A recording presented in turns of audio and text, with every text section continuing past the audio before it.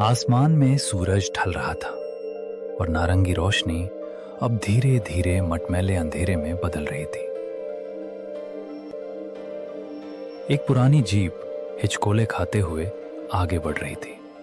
Raghav driving seat पर था, एक हाथ स्टीयरिंग पर और दूसरा अपने कीमती कैनन कैमरे पर, जो बगल वाली सीट पर रखा था। उसके चेहरे पर एक अजीब सी चमक थी, एक शिकारी की चमक। वहीं बगल में बैठा समीर सीट बेल्ट को इतनी जोर से पकड़े हुए था जैसे कि वो उसे बचा लेगी। समीर, यार ये चेहरा सीधा कर। तू ऐसे बैठा है जैसे हम फांसी के फंदे की तरफ जा रहे हैं, जबकि हम सिर्फ एक मास्टरपीस शूट करने जा रहे हैं। मास्टरपीस? भाई, इसे लोग मौत का कुआं कहते हैं। तूने सुना नहीं गांव वालों ने क्या कहा? सूर्यास्त के बाद उस हवेली की ईंटें भी सांस लेने लगती हैं। ईंटें सांस लेती हैं? वाह, यही तो मुझे कैप्चर करना है।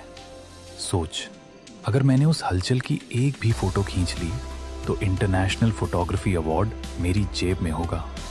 और तू बस डरता रहे। डर की बात नहीं है राघव, ये समझदारी है। हम बचपन से दोस्त हैं और तेरी इसी निडरता ने मुझे न जाने कितनी बार मुसीबत में डाला है।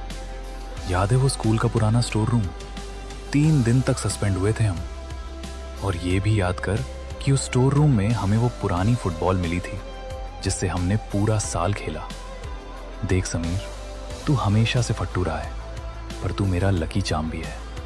तेरे बिना मेरी एडवेंचर ट्रिप अधूरी रहती है। दोनों की दोस्ती स्कूल के दिनों से थी। राघव हमेशा से साहसी था, जिसे खतरों से खेलने में मजा आता था, जबकि समीर एक सीधा साधा लड़का था जो किताबों और सुकून वाली जिंदगी को पसंद करता था। इस सफर पर आने की वजह भी राघव की जिद ही थी। राघव को एक नामी मैगजीन के लिए भारत की सबसे डरावनी जगह विषय पर फोटो सीरीज तैयार करनी थी। उसने समीर को यह कहकर मनाया था कि शहर की भीड़भाड़ से दूर एक छोटा सा रोड ट्रिप हो जाएगा, लेकिन समीर को क्या पता था कि राघव उसे शहर की सबसे बदनाम और शापित हवेली के गेट पर ले आएगा। गाड़ी के टायर सूखी पत्तियों और टहनियों को कुचलते हुए आगे बढ़ रहे थे।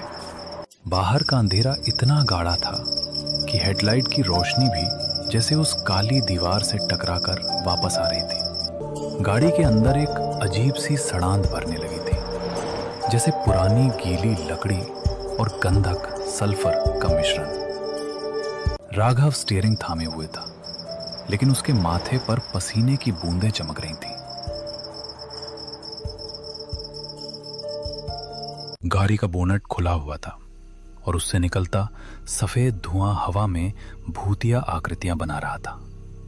राघव बाहर खड़ा था, लेकिन उसे ऐसा महसूस हो रहा था जैसे हवा का तापमान अचानक कई डिग्री गिर गया हो। जंगल की गंध बदल चुकी थी। अब वहां सूखी पत्तियों के साथ साथ किसी पुराने सड़े हुए मांस की गंध आने लगी थी। समीर, बाहर आ यार, अकेले बोनट नहीं संभल रहा। टॉर्च पकड़, मुझे वायर चेक करने हैं। भाई, मैं अंदर से टॉर्च दिखा रहा हूं ना।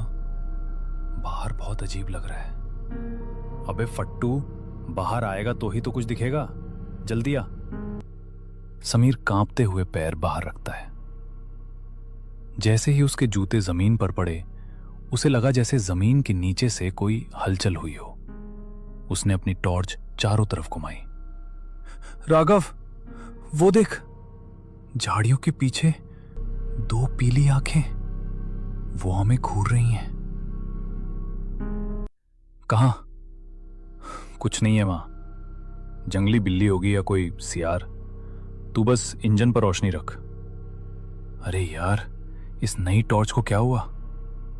बैटरी अभी बदली थी, लगता है वोल्टेज का कुछ इशू है।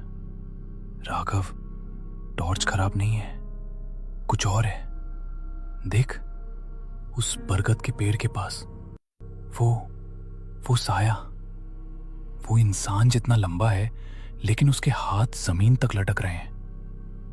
तू पागल हो जाएगा समीर, वो पेड़ की परछाई है। राघव ने जैसे ही उस तरफ टॉर्च मारी, रोशनी वहां पहुंच